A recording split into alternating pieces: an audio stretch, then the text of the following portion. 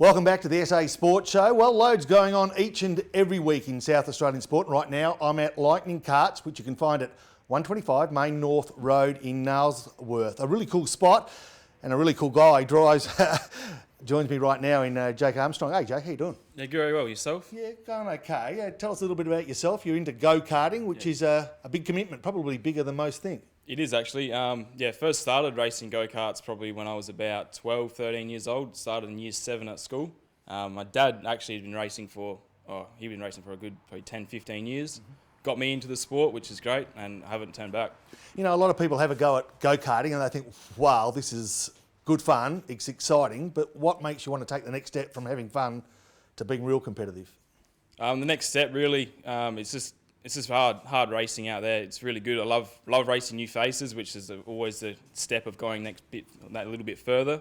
Mm-hmm. The experience of getting into bigger, faster cars, and different tracks and different racing all over Australia. Pretty important to have a good team around you too, and a dad that's willing to support what is at times I'd expect a fairly costly exercise. It does get very expensive at times. Sponsors are a great help. If I didn't have sponsors, I wouldn't be here today, that's for sure. Mm-hmm. I've got a number of go-karts. I've got 5 go-karts at the moment at home. I've also got a speedway car that I race for a different team for MA Motorsports. Mm-hmm. And that's, fantastic, really good opportunity. Over the journey, some memorable experiences? Yes, there's been a few over the time. I've managed to come South Australia number 1. I've had Australia 2. Over in NT, we had the Australian titles over there. I've done numerous wins over here in Adelaide. I'm 3-time champion at the Adelaide Classic, which is pretty good. Got the trifecta.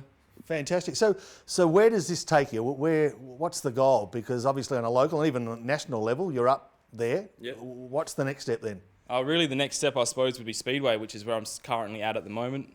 It's good fun. Yeah, Speedway, sprint cars, but again, that's very expensive and you need the sponsors. But hopefully one day we'll get there. At the moment, it's looking pretty good and we're set to hopefully have a ripper year as well. Motor racing across the board in this country, though, is fairly popular and you can see the pathway there and the rewards are pretty high if you can get to the top. It is. There's a number of people that do it. I think we're up to a good 1,000 or 1,500 members that have joined that race. Mm-hmm. There's a number of tracks over here in Adelaide. It's really good. Fantastic. And the support of this mob where we're standing right now, I guess, is important as well. Oh, yeah. Without Lightning Karts, I wouldn't be at all where I am. I use all their frames, their engines. It gets me the places that I get, that's for sure.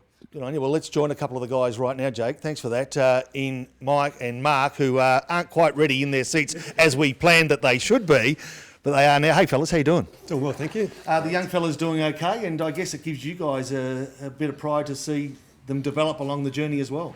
Absolutely. That's part of it for us, like getting young drivers like Jake out on the track, doing really well around the country. And in the 1990s, his father, Mark, who I understand with Jarvis Ford, was a young kid that wanted to go pretty quick as well. Absolutely. He's very passionate about the sport, stayed in it for many years and very fastidious, always looked after his equipment, and it's good to see you have Jake on board with us now. I can see it's a sport, and we've all had a go at go-karting that can become a little bit obsessive, compulsive. It's exhilarating to get involved. You guys, when did you start and why did you never get out? We've grown up in motorsport. Our dad raced when we were born, and our go-kart career started going to a high-kart place where we went for a couple of laps, and next thing we knew it, we had a few go-karts. So we stemmed off from there. It's turned into a business. It's something we love doing, and it's something that's done as a family as well. Jake mentioned that it can be pricey at times and sponsors are important. Take us through the costs of getting involved from a beginner through the various stages. I guess you can get into karting at an entry-level price, around a couple $1,000. Mm-hmm. Upwards depends on what level you want to do it at. Can be up to $5,000, $6,000, $7,000 as well. So it really just depends on the level you want to be at. And whether it's national level or travel, it just depends. You can keep it budget. You know what, off the cuff, it sounds like a bit pricey, but the fact is, in comparison to other sports, even just joining a local footy club these days, the time you get the boots, the shorts, the jumper, the registration fees, you're up for $1,000 anyway, and this is a sort of sport you can play all year round, and it can take you to places that most sports can't take you, I'd imagine. Well, absolutely, that's part of it as well, is travelling, meeting new people. It's a lot of families use it as a way of holidaying as well, so you kill 2 stones with the one trip. Yeah, fantastic. What about the amount of members in SA and the amount of clubs in SA and around the state? Is still a healthy sport? It is a very healthy sport. It sort of goes through up and down cycles. but dirt karting as a whole is on up at the moment. Members across Australia are pretty solid. Which is always encouraging for you guys. What about South Australian talent? How do they measure up on the national scene?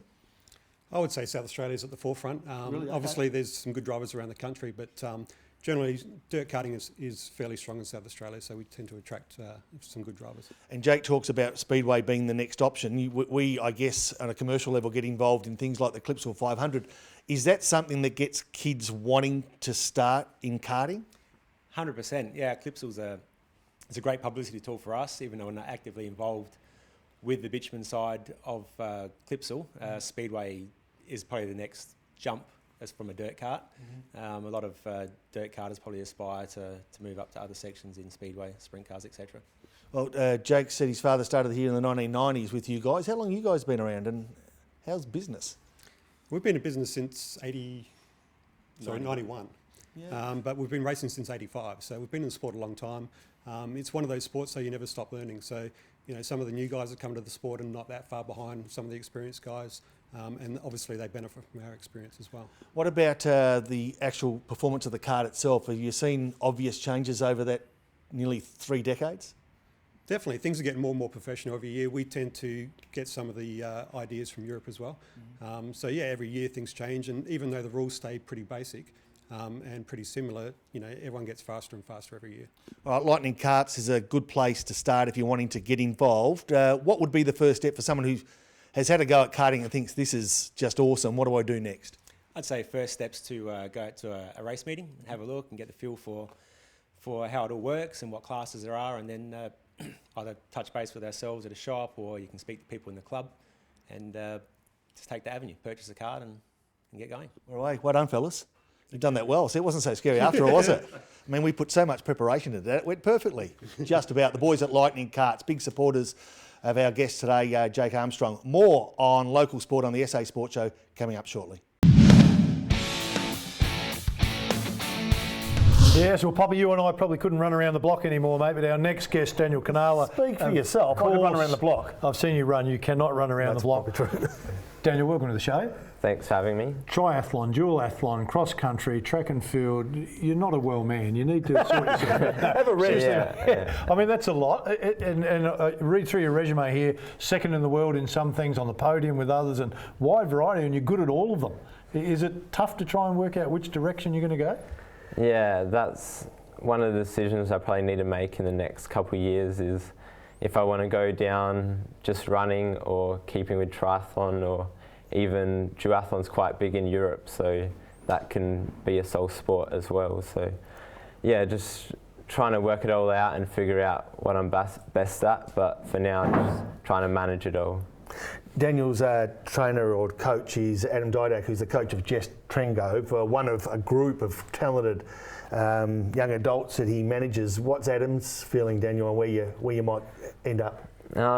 Adam has mentioned that marathon could be something down the track, because I've got the endurance from triathlon, and I think he's seen something in me that maybe I could be a bit of a project like Jess Trengo. He's been pretty was. good. He's been pretty spot on the last few years too. Yeah, he's picked up on quite a few good athletes. So, and he was the middle and long distance coach at the Olympics. So he knows what he's doing, and I'm really enjoying his coaching methods at the moment. Is there one that you like? I mean, we talk about the triathlon, so you've got the cycling, the swimming, and the running. Is there?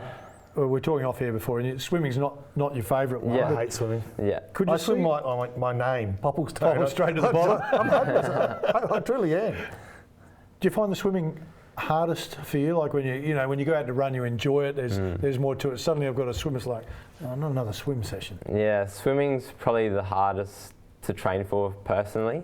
The early morning sessions, getting up at 4:15 in the morning to go swimming, it's a bit draining, and just watching that black line for 2 hours, it gets a bit boring, but you try and make it interesting, and my coach Craig Jones, he makes a really good job of keeping it interesting and keeping competitive. Triathlon's become a bit sexy though, hasn't it? It's probably been sexy for about a decade or more, really, and there's, as you say, there's plenty of opportunities around the world to, I guess, at the elite level, make a living out of it. Yeah, I know around the 2000s, there was really big televised races down at Glenelg and big series around Australia, and I think that's dropped off a bit, but yeah, there's definitely lots of opportunities to race around the world in Europe, Asia, America. Yeah, there's heaps of races around the world. Well, you've had a bit of a peek. Tell us about some of those experiences, good and bad. Yeah, well, in winter this year, in June, I was over in Spain for the World Duathlon Champs, and that was the first time I've been overseas, and I came second in the under-23 race. Wow, great. So that was... What were those distances? It was a 10k run, a 40k ride and a 5k run. Okay. And that takes roughly close to 2 hours. And yeah, it was a really great experience. Yeah, I didn't expect to do so well, but yeah, that's then qualified me to go to Canada next year if I choose to go. The one that always interests me is off the bike to run or out of the water to ride. How do you practice for that? How do you prepare? I guess the so-called brick sessions, they're really good for practicing. What's a brick session? Brick session is, say, you just go from swimming to riding, and then say you go back to swimming, and you're just practicing going back and forth. Practicing that transition from one to the next? So you just get used to that feeling during a race. Yeah, and then same with bike and run, especially for duathlon. Going from hard running to the bike, and your legs really feel it, and coming off the bike as well.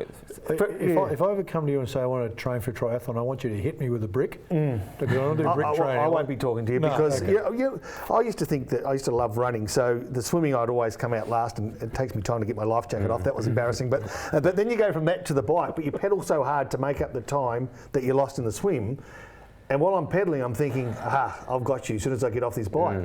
But you get off the bike and your legs don't go. Yeah, it's a really strange feeling if you haven't experienced it before. Yeah. It can feel like, your legs just aren't working. So, you got to really manage yourself on the bike, make sure that you're not pushing too hard a gear, make sure that you keep legs spinning. I think that's what helps. I think the interesting thing for you going forward too is, as you've mentioned earlier, is just choosing which sport's going to take you to where, which one's going to give you the most satisfaction, because I guess from a running perspective it's Commonwealth Games, Olympic Games, and then you've got to think about the world circuit as far as duathlon, triathlon. Yeah, I think the negative part of duathlon is that it's not at an Olympics or Commonwealth Games, whereas running and triathlon are, so that's probably a big bonus for picking those sports. But yeah, if I did pick duathlon, there are lots of opportunities around the world as well. So. Yeah. And what about swimming? How far are you off the mark as swimming? Your running times, looking at them, are pretty solid. Yeah. On the bike, you'd have to be good to be competing, standing on a podium at a world level. Swimming's obviously the one you need to work on. Has there been improvement in recent years? And if so, how much, and what's needed? Well, my first 1K swim time, which was probably about 3 years ago, was in the 16-minute mark. And then recently I've been able to get it down to in the 12 minutes, 12:47. So I think that started off, I was doing like 1-2 sessions a week, and slowly picked that up, and obviously doing a lot more recently. Wow, 4 minutes in 3, but does it need to come down? It needs to stay in that front pack, probably needs to come down to the low 12s. Okay, so you're around the mark. So hopefully this summer I'll have, once you're on someone's feet, it's a lot easier, and hopefully get in that front pack. I was usually on someone's feet, but it was usually the second last person in the race, which made things hard. Good on you, mate. That's exciting. Daniel, we need to go to a break. Appreciate you coming in, mate. Good luck with it. We'll follow with interest to see which way you go, and certainly you've picked some tough sports to stay in, mate. We need to get to a break. Stay with us. Awesome. Well done, buddy.